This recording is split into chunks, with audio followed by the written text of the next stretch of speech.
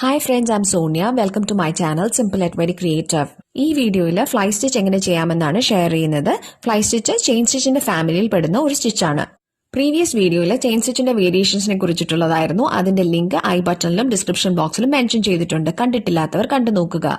Fly സ്റ്റിച്ചിൽ ചെറിയ changes വരുത്തി ഒത്തിരി വേരിയേഷൻസ് ഈ സ്റ്റിച്ചിൽ ചെയ്യാവുന്നതാണ്. മോസ്റ്റ്ലി ഫ്ലൈ സ്റ്റിച്ച് ഉപയോഗിക്കുന്നത് ബോർഡർ ലൈനിൽ ഫ്ലവേഴ്സിന്റെ പെറ്റൽസ്, ലീവ്സ് ഒക്കെ ചെയ്യുന്നതിന് വേണ്ടിയിട്ടാണ്.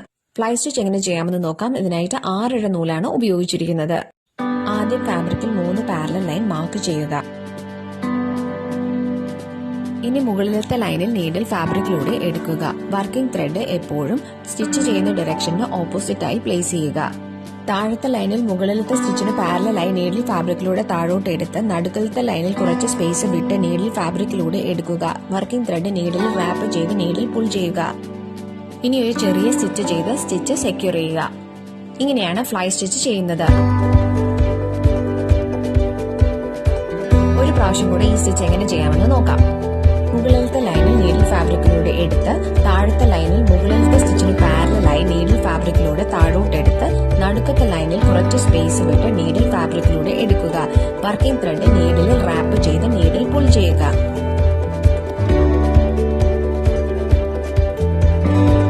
ചെറിയ സ്റ്റിച്ച് ചെയ്ത് സ്റ്റിച്ച് സെക്യൂർ ചെയ്യുക.